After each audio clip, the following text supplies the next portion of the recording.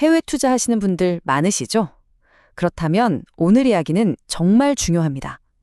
여러분의 수익률을 순식간에 바꿔놓을 수 있는 그 변수, 바로 환율 위험에 대해 제대로 파헤쳐보겠습니다. 저는 블랙스톤 H입니다. 분명히 유망해 보여서 투자한 해외 주식이나 채권이 있는데 왜 내 생각만큼 수익이 안 나지? 하는 경우 있잖아요. 어쩌면 여러분이 놓친 환율이라는 숨은 변수 때문일지도 모릅니다. 지금부터 그 비밀을 한번 파헤쳐보죠. 교수님, 사실 환율 위험 말은 많이 듣는데 솔직히 그래서 그게 정확히 뭐고 제 돈에 어떤 영향을 미친다는 건지 좀 막연하거든요? 아주 좋은 질문이에요. 아주 간단하게 말해볼게요. 내가 투자한 나라에서는 분명히 수익이 났어요. 그런데 막상 그 돈을 우리나라 돈으로 바꾸려고 보니까 환율이 떨어져서 생각보다 돈이 적어지는 거예요. 심지어 손해를 볼 수도 있고요. 바로 이게 환율 위험의 핵심입니다. 자, 이게 말로만 설명하면 잘 와닿지 않으실 수 있어요. 그래서 제가 아주 구체적인 시나리오를 하나 가져왔습니다. 이 환율이라는 마법이 어떻게 우리의 수익률을 순식간에 날려버리는지 한번 직접 눈으로 확인해 보시죠. 여기 한 미국인 투자자가 있다고 가정해 볼게요. 이 사람이 14,000달러를 가지고 영국 국채에 투자를 합니다. 수익률이 무려 10%나 된대요. 자, 이때 투자 시점의 환율은 1파운드당 1.40달러였습니다. 그럼 14,000달러는 영국 돈으로 얼마일까요? 네, 계산해 보면 정확히 10,000파운드가 됩니다. 자, 여기까지는 아주 깔끔하죠? 그리고 1년이 지났습니다. 약속대로 10%의 수익이 나서 투자금이 11,000파운드로 불어났어요. 와, 파운드화 기준으로는 정말 괜찮은 수익률이죠? 와, 10% 수익! 그럼 처음에 14,000달러 투자했으니까 단순하게 1,400달러 번 거 아닌가요, 교수님? 그렇게 생각하기 쉽죠. 하지만 바로 여기서 환율 위험이 등장합니다. 이 슬라이드를 한번 보세요. 1년 사이에 파운드 가치가 떨어져서 환율이 1.30달러가 된 거예요. 그랬더니 분명 파운드로는 10% 수익이었는데 이걸 달러로 다시 환전하니까 수익률이 고작 2.14%로 뚝 떨어져 버렸습니다. 정말 허탈하죠. 우와, 이건 정말 충격인데요? 그럼 해외 투자는 그냥 운에 맡기는 도박 같은 건가요? 이걸 막을 방법은 없는 거예요? 아닙니다. 당연히 방법이 있죠.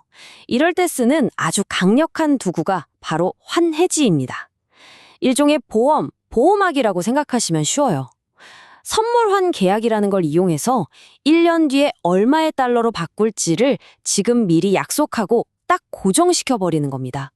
그럼 나중에 환율이 어떻게 변하든 전혀 신경 쓸 필요가 없어지죠.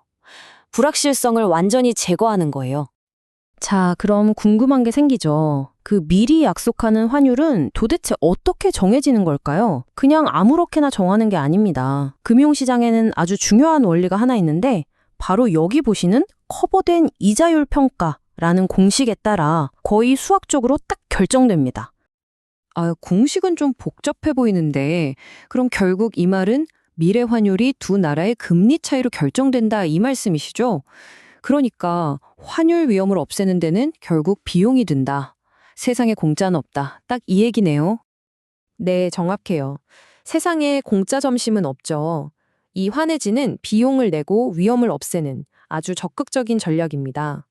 그런데 말이죠. 이런 복잡한 계약 없이도 환율 위험을 줄일 수 있는 또 다른 강력한 방법이 있습니다. 바로 우리가 잘 아는 국제 분산 투자의 힘을 이용하는 겁니다. 자, 이 그래프를 한번 보실까요? 아주 재미있는 사례입니다. 2018년에 일본 시장이 엔화 기준으로는 마이너스 10%나 손실을 봤어요. 그런데 이때 반대로 엔화 가치는 달러의 뒤에 강세였거든요.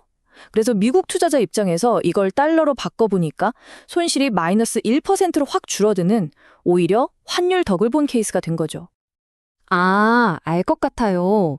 그러니까 A라는 나라 통화가 약세일 때 B라는 나라 통화는 강세일 수 있으니까 여러 나라에 골고루 투자해 놓으면 이런 위험들이 서로 상쇄되면서 전체적으로는 안정적이게 된다. 이런 원리군요. 정답입니다. 바로 그거예요. 이 차트가 그 원리를 아주 잘 보여주죠. 이게 바로 분산 투자의 마법입니다. 포트폴리오에 여러 국가의 자산을 담으면 담을수록 특정 국가 통화의 급등락이 전체 포트폴리오에 미치는 영향은 점점 줄어들게 됩니다. 한쪽에서 잃어도 다른 쪽에서 만회하면서 전체 가계의 안정성은 훨씬 높아지는 거죠. 알겠습니다, 교수님. 환율 위험이 뭔지, 그리고 이걸 피하는 방법으로 환해지랑 분산 투자가 있다는 것까지 이해했어요.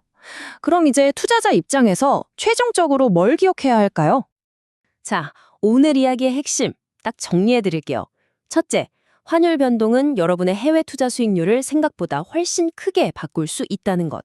둘째, 이런 위험은 환해지라는 적극적인 방법으로 관리할 수 있다는 것. 그리고 마지막으로 여러 나라에 분산 투자하는 것만으로도 이 위험을 상당 부분 줄일 수 있다는 겁니다. 결국 선택의 문제죠.